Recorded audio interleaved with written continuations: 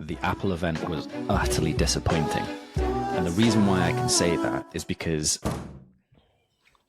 One thing I've noticed with the Riverside, only recently, this notification, is making sure that your laptop's plugged into the wall to make sure that the recording does high quality. So I don't know if that's the processing or whatever.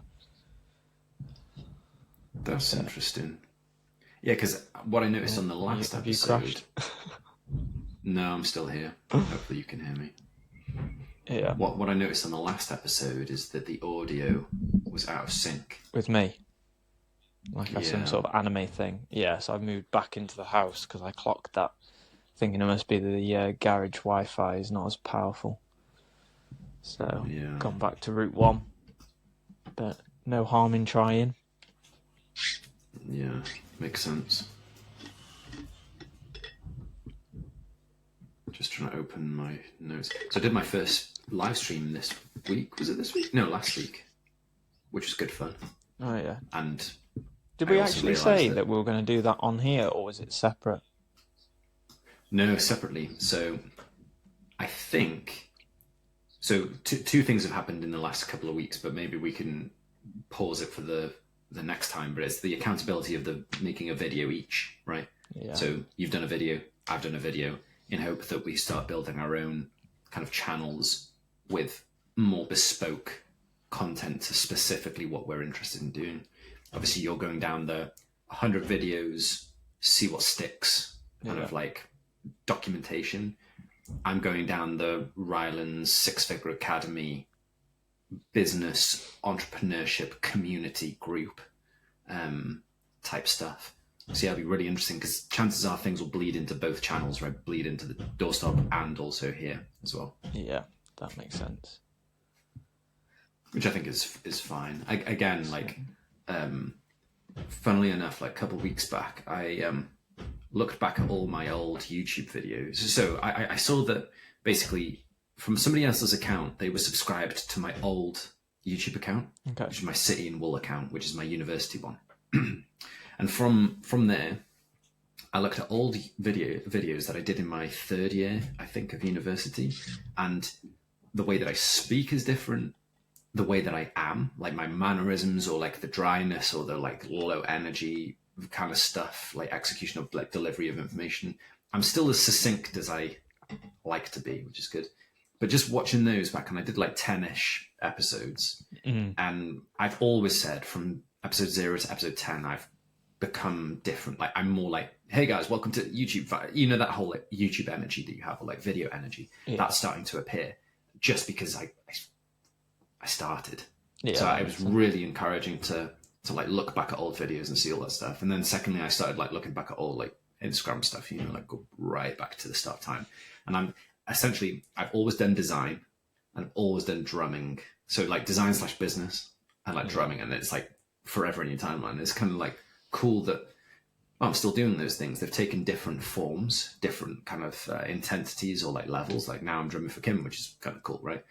Before I was just drumming for church, even though I had a couple of bands here and there. But it's cool how things like elevate and get bigger. And obviously, you know, now business and design and stuff, like who'd have thought that back then I end up designing for Google. Like that's cool. Like having Google as a client, like that's insane. So it's been a lot of fun to look back. And a lot of the times you rarely look back, right?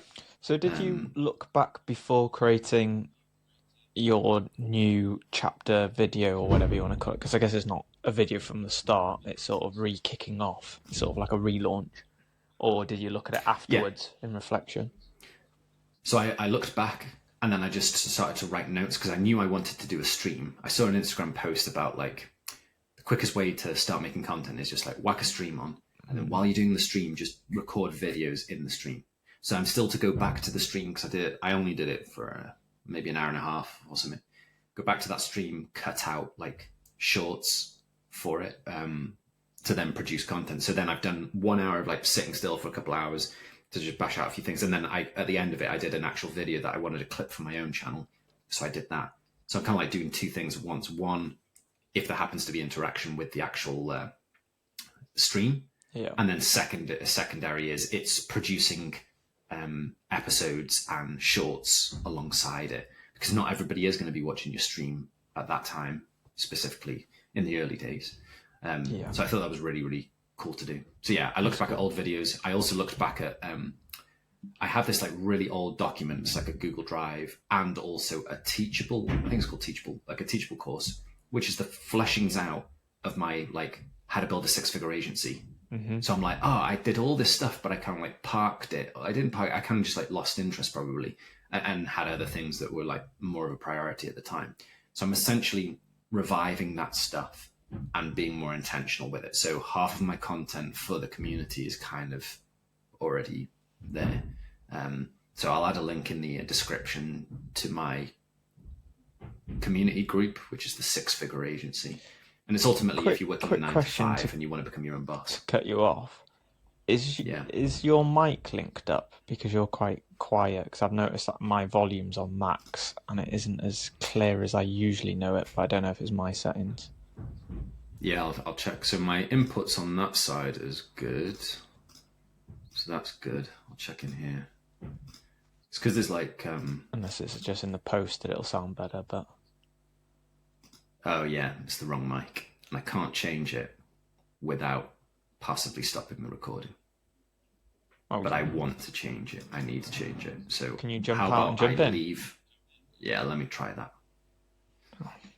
Seeing live production issues with no producer. We're live producing currently. I'm intrigued to know, will Dan jump back into here, or will he jump into a different room? No, he's jumped into here. Yes, it's carried on. Oh, there we go, and it's clearer, even better. And also it stopped the recording, so it started again now. That's okay. Or at least for me. So did it stop the recording on your end? No, it hasn't. It's just carried on. Oh, cool. So hopefully this will be a full recording where you had bad audio and then much, much better audio. But yeah, essentially just time on that stuff. Your audio is great, but now your video is more blurry, but hopefully... I think it's because my internet connection is catching up, probably, because it just says I'm 20% uploaded, so maybe it's giving you a low-fi version of it. Yeah, but it will improve over time, so hopefully it will get better and it'll catch up to itself. If not, it'll be a classic video where somebody's is either yours or mine is going like wrong. But that's why it's good to have it all in the preamble, get it right, get the audio right. Yeah. There's too many places to check. You have to check your kind of like your Mac audio bits and also then the Riverside audio bits, and they happen to be different. So yeah, because I find it funny how sometimes it'll do. It'll select your system one, but I find sometimes I'll change my system to be the Shure mic, and other times I don't. So it's really annoying because I'm like, I have to double check both sides, I find. I was thinking, I was like, I always have my audio. It sort of sounds like your AirPods mic, but you don't have them on. You've upgraded your headphones. I was like, I wonder if this is your laptop mic then. It is my laptop. And funnily enough, I'm using in-ears today because I was like, even last time I could hear the audio bleed from my AirPods because obviously I have my mic to my right-hand side rather than in front. So I've even like tried to improve on that end. So yeah. Watch this. What I should do is feed myself back audio so I can actually hear the quality of my own audio. But a lot of the time I don't do that. I just do it straight. Don't you? Speaking, and I just hear your audio, not my own audio through. I do a bit of both because I know I could be doing loud gulps and breaths, so it stops me from doing that. The AI gulp remover. I need to move away from the mic or do it a lot quieter. Yeah, that makes sense. But yeah, sweet. So before we jump in, what is the this week's topics again? So are we doing the what's our thoughts about the pumping out our own content? So yeah, the WWDC, and I realize I've actually been saying it wrong. It's not WWDC. Oh no, it is WWDC, but in Twitter people are like hashtagging WWDC 24, but I wasn't. So I was like, oh, no wonder I'm not getting the traction for my crazy opinions. Yeah, so let's do WWDC. I want to share about my community, and then I've got some like Google Trends, like YouTube analytics stuff that I want to share, and then maybe we lock it out with Sidemen's Inside that I want to give some like insight on. A lot of topics today. Let's get going then. Yeah. All right, I'll do the intro and we'll go straight into the WW. I was waiting for you to breathe out. I thought you were about to talk, so I held my breath. Yeah.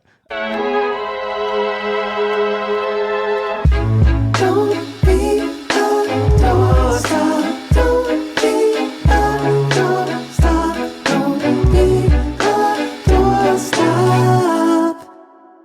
And welcome back to another episode of Don't Be a Doorstep. We appreciate you turning up every week or every so often, however many times you turn up to get our episodes. Thanks again for turning up for this one. We really appreciate allowing ourselves to be in your ears or in your eyeballs, depending on if you watch or listen to us. Today, we've got a few topics to run through, one of which is the WWDC, the Apple event, where they showed a bunch of new stuff. So, Tom, did you watch the Apple event? I watched the second half of it live, and then I watched the first half of it this morning to watch it before going into the pod, so I know what we're talking about. So yes, okay, so you can riddle off you can riddle off what you thought about it. What's your hot take? It's quite hard to tell because it feels like Apple have held off so many mini changes for years, like having your app anywhere on the page to having the iPad have the calculator. It feels like they've held off that for years just to then give it you to then the people that have been dying for those small changes are like in awe of Apple, when actually I was actually probably a bit disappointed that I thought they were going to bring their A game rather than they brought some snippets.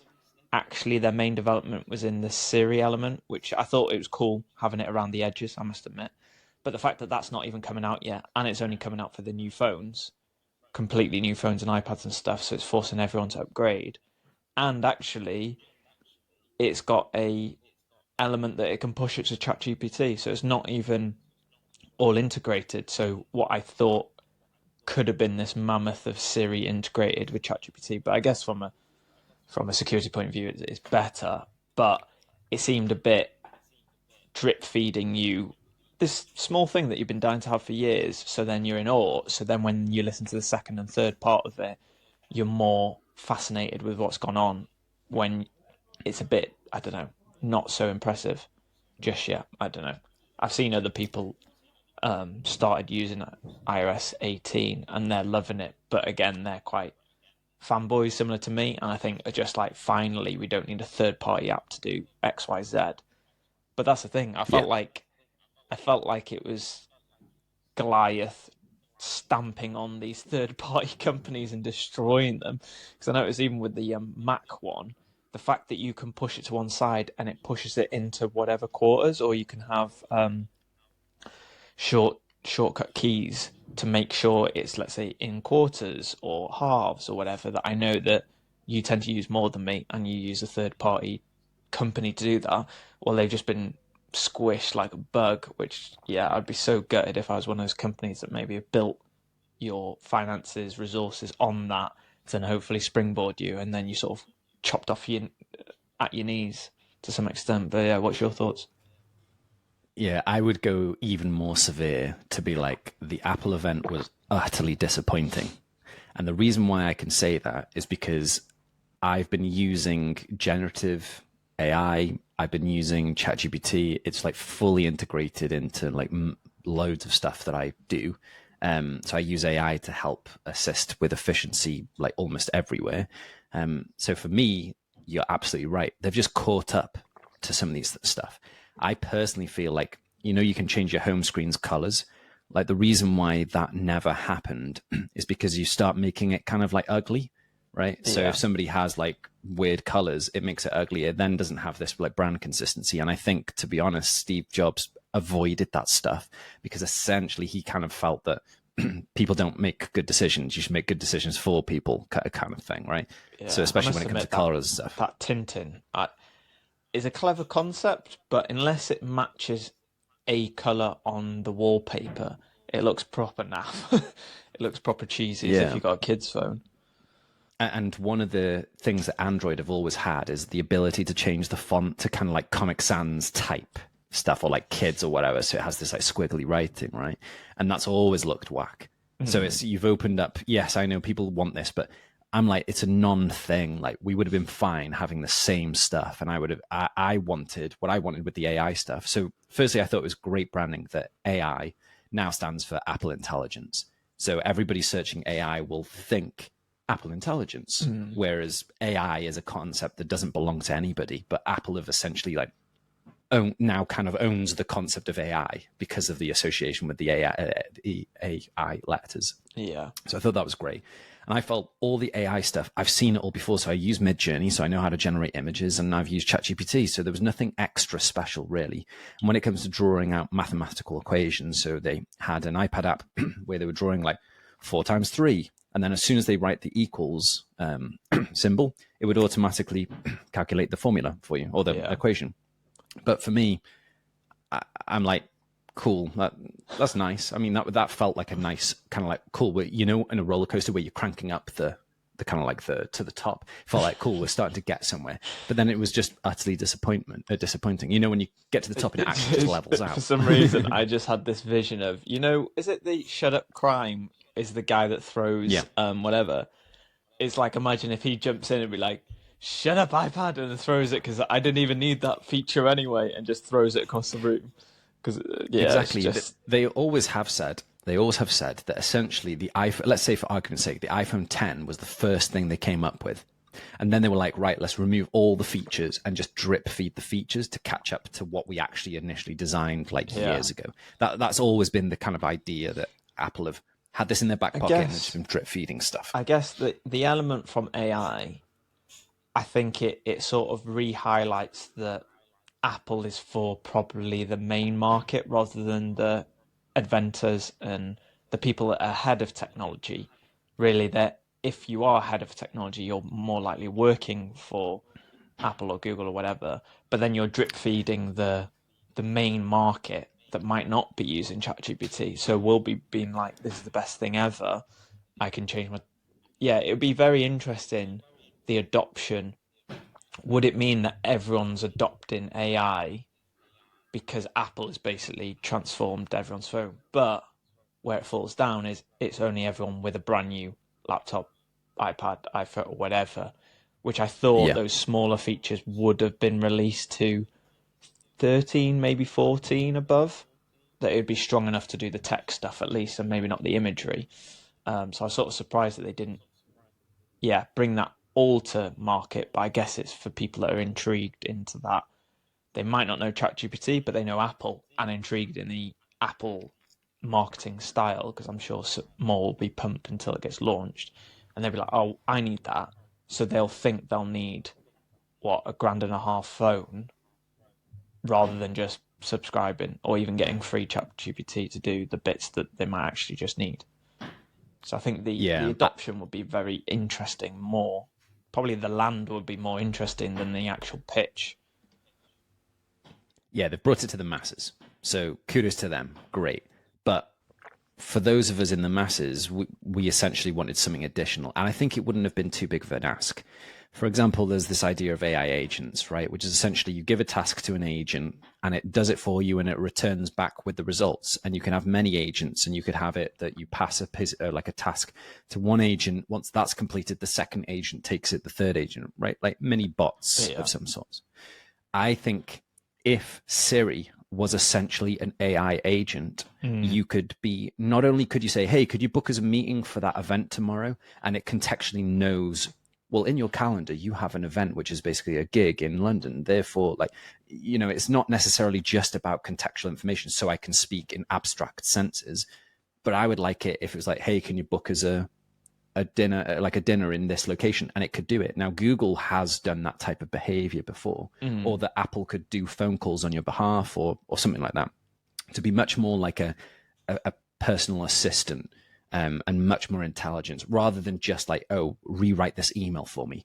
We're all doing that already. So what's the next level? Is essentially, can you? I think what the trouble is, AI means that you won't use the phone. What I thought it could do is, you know how you could record your voice, so then your voice can be for people that have lost. Well, it's mainly towards people that have lost their voice, that they can still have it on a phone to type it out. But you might be like, "Hey Siri, mimic my voice and break up with someone," and then it was just like, "Oh, I've got a call," and then you're like, "I break up with you" in like a less robotic way. I feel like not me, that's it's where you, yeah. guys will just use AI sort of agent as just a proxy, like a admin assistant with your voice that'll be pushed Yeah. to the nth degree. Which, yeah, I think there'll be definitely funny memes coming from that. But yeah. I mean, the funny thing is when two AIs are basically speaking to each other, which we've all seen those demos of ChatGPT chatting to each other, right? It would be that I say, "Hey, can you book me some like restaurant over there?" Or "Can you like cancel my phone contract?" And basically on the other side, we don't realize that the person answering the phone is also an AI agent, or the person answering at the phone company is also an AI agent. So I think that kind of like much more helpful, but essentially it pulls you away from using the phone.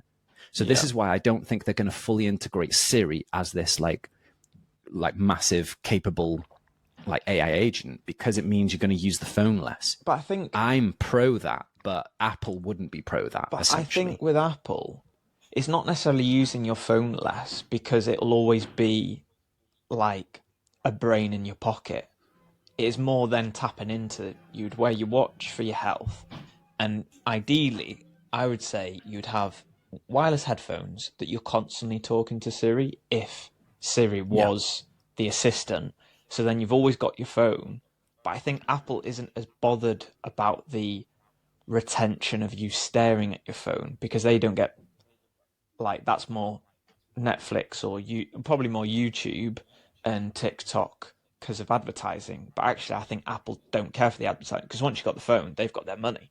So actually, if you use it that much, well, they get not extra money. quite the They same. get extra money for you using the games, because if they're taking a 30% cut of everything that you purchase through the App Store and also any in-app purchases, I guess then so. they also benefit from you using the phone. So they don't want to pull you away from that, because otherwise they'll wipe out essentially that 30% cut they get. True. But I would be like, You just have really? games being like yes and no with those headphones. like- I thought that was quite good, though.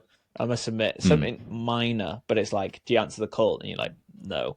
I think it's someone that doesn't always like to be talking on my phone in public out of the blue to catch people off. I thought that was a very clever nod to probably For those introverts who are like me. listening, Tom just shook his head left and right. Watch YouTube. Yeah, I agreed. I think finally, like the point that you said that Apple just crushes the competition, right? They come in late, they end up integrating a bunch of quote unquote innovation from other people, right? But like passwords, like you said, the screen sharing stuff. So the app for that is Spectacle. They've obviously done stuff around Whoop, the the endurance stuff with the fitness app.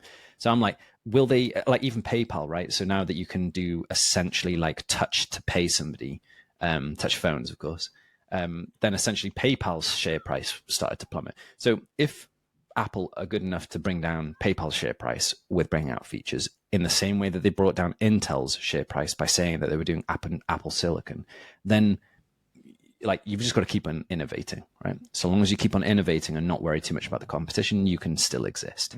So that's all it comes down to. But I agree, in the instant reaction, like visceral reaction, it'd be like, crikey, maybe tomorrow a bunch of people are going to cancel like 1Password and LastPass because everybody's moving over to Apple.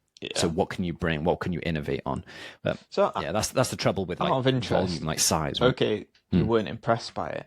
What was there anything that you're like, even if it was tiny, that you're like, actually, that was interesting. It's a shame they didn't do more of.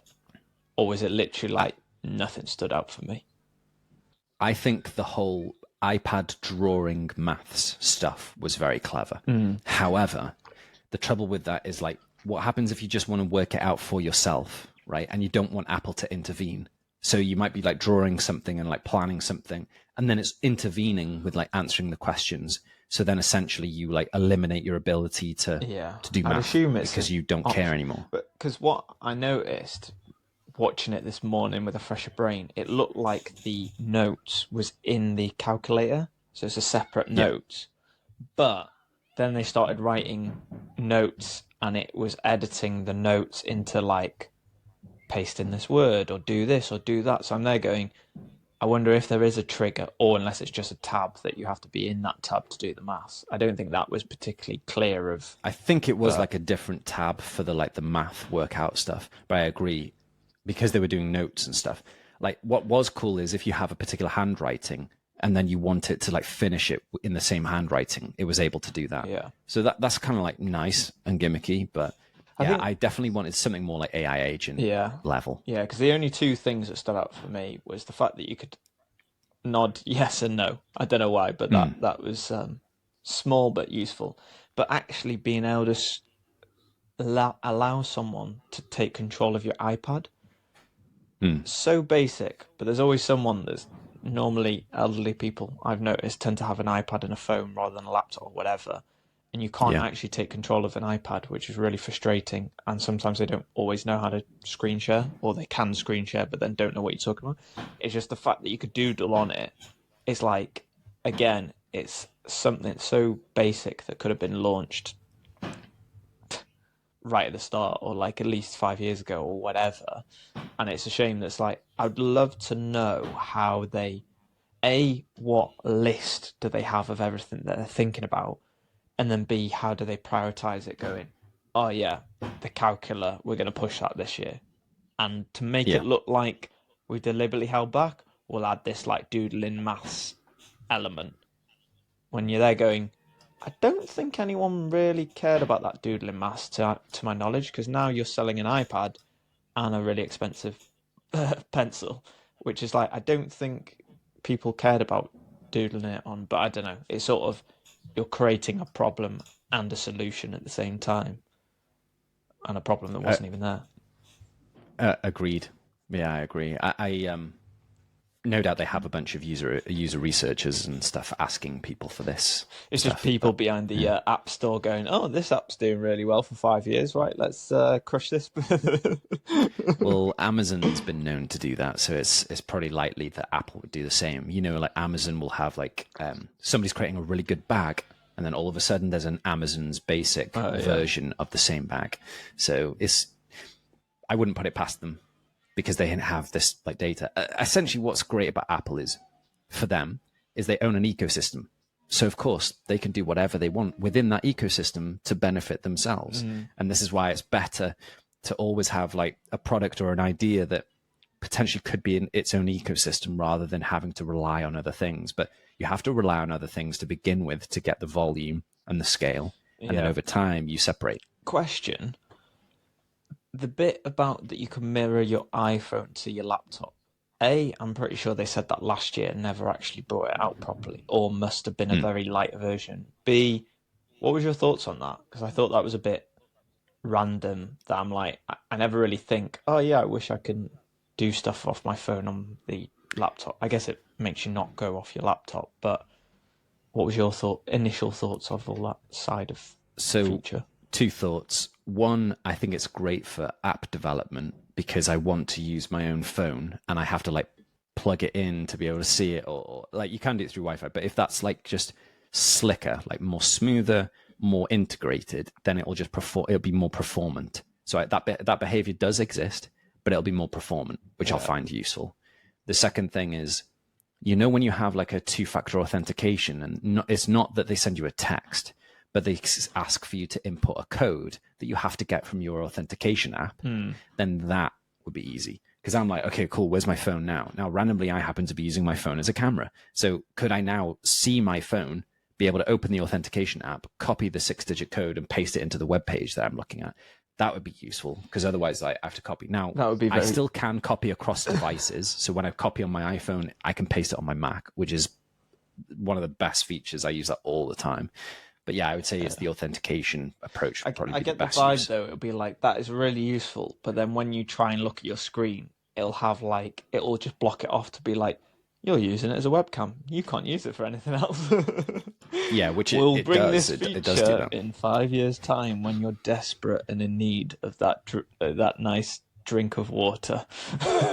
Exactly. They know roughly when people are buying phones and stuff, don't they? Because of like just purchasing cycles, because I'm sure they've got enough data on that people buy every 2 years. So if you know you've got data from like 2 years ago, you'll be like, cool, they're coming up to making a decision again, so maybe we should bring out the phone. Probably that kind of stuff. Yeah, I thought overall... VR headset coming to the UK? Thoughts? I think the fact that it was going to China is more interesting, because the Chinese market would be huge. and I think that would be interesting. But I'm not that into the headset because it just you can't have it on your face for that long. I have an Oculus. We're not going to have a personas as a podcast with both of us on. Yeah, I don't think so just yet, but I do notice that they've realized that people are wearing them on airplanes and trains and stuff to do work, which is true. But will that be the future for everything? Maybe, maybe not. I don't know. It'd be a great thing if you were fearful of flying.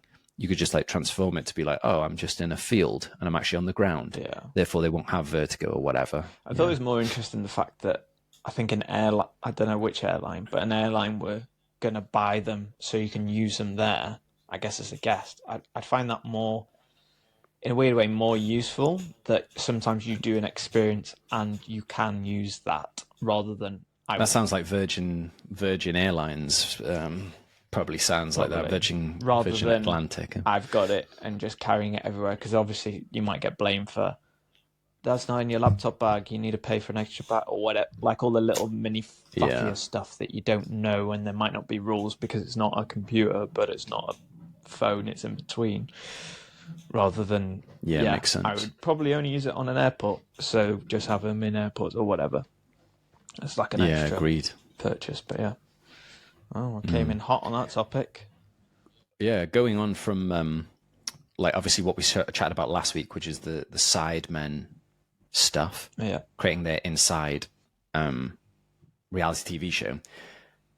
I've now upgraded my Twitter, so I have access to their AI, which is called Grok, and you can ask it opinions because it's programmatically kind of like informed with like real-time tweets. So you can ask it opinions. So I found what was helpful is like, hey, what are people saying about Inside? And it was able to say, hey, so people like generally like it, but they have some improvements. So one is like they should have had an actual host rather than using the characters of the Sidemen, not characters, sorry, like the members of Sidemen as the hosts. Yeah. And like another one is like, oh, it was a bit boring that it came to the end and they split the money. It could have been more interesting with not them voting out, but other people voting out, right? Like public voting out. But of course it's difficult because they don't do it live. So I thought that was cool. But tagging onto that, I didn't realize that Foot Asylum, have you heard of Foot Asylum? Yep. Yeah. So Foot Asylum, for those who don't know, is essentially a kind of like a very similar to like JD Sport or like, what's the other one with the black and white stripes, the shop, the football shop, the Foot Locker? shoe shop. Yeah, that's the one. Thanks. So they are foot, but also I think they do clothing, right? I assume so. So they had a very similar setup, and now these guys, Foot Asylum, are on season 4. Similar setup of having a bunch of creators that they bring into the house, but all the creators are wearing kind of, I assume, Foot Asylum stuff, but it's not clear. What I thought was great with Sidemen stuff, everybody in the house is wearing Sidemen clothing, and it's all like blanket, everybody's the same. And I thought that was good, like cross promotion to some degree, and the fact that they were cross promoting their Side Plus TV show. I think sorry, TV platform, like YouTube. And what was platform, actually interesting as well is just the creators that they picked. Like picking someone from Made in Chelsea brings in a different feel to it rather than just a bunch of YouTubers. I think going that cross-pollinating style, obviously not fully to lose your group of people that do want to watch it, but just pull from different people, I thought was really interesting as well. Yeah, I also found what I would like to know is for those people that knew nobody when they joined, who did they follow afterwards?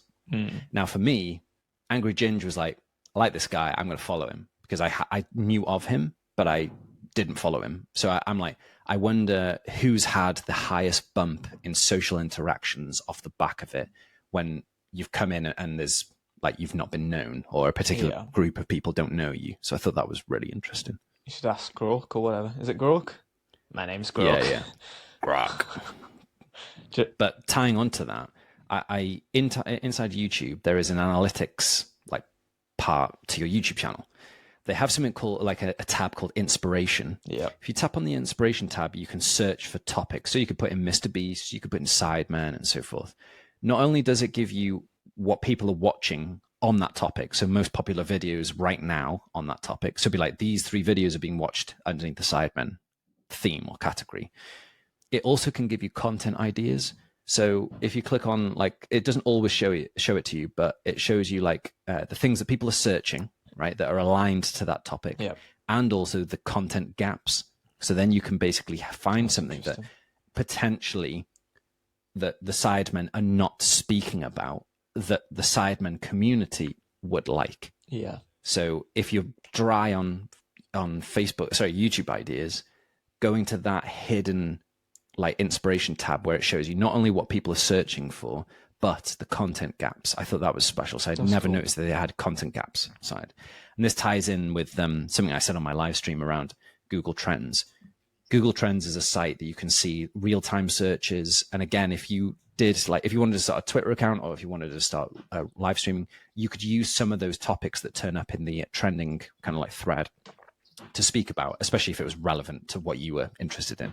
So that's a really good like thing. But not only can you do web searches, but you can do YouTube searches anyway. That's cool. So you can see that data for different countries and so forth. So in the UK at the time, lots of people were searching for Sidemen Inside. That was the thing that was popular last week. Yeah. As well as like Eminem's music video and the rest. So it can give you like real-time content, because all kind of like real-time info and content ideas to then put into your content, which hopefully would get you indexed a bit higher. That is really interesting. I guess it's sort of useful because it's real time and real life, but they're not useful if everyone collabed to say a certain topic, then it'll skew it quite easily with a community, I guess. Yeah. Which moves us on to our next chat, doesn't it? Yeah. So Tom and I have taken it upon ourselves to apply some accountability into our next step. So we've been doing Don't Be a Doorstop for 50 plus episodes now, 3 years worth of content, which is kind of cool. I'm really pleased that we've done that. We've both are going to carry on doing this, so there's no change in this. One, I think, as you'll see, our content is getting a bit better. We've done a lot of production changes. Things have been improving. We've also experimented a ton with arrangements, languages, and all the rest of it. What we both want to do is start our own channels. So Tom started his channel, and do you want to share a bit about how you see that coming together?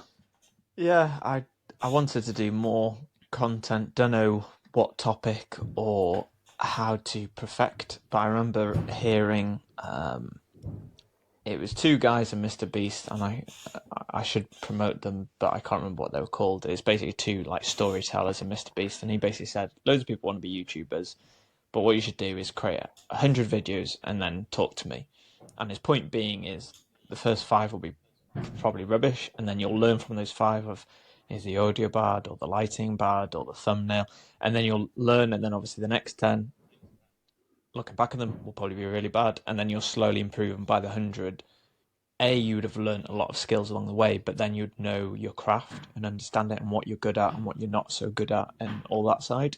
So I think I guess it's more documenting the journey of just creating 100 videos and seeing where that comes from. It might be just learning how to do good shots or camera work or whatever, and it might be just a training ground for me to practice different stuff and then move on to Don't Be a Doorstop. Or I might get into certain topics that are on my heart that I'd like to share, or just maybe day-to-day routines. I'm not entirely sure, but I thought I'd just do the goal on executing 100, whatever that looks like. If it's within days, weeks, months, or years, I'm not sure.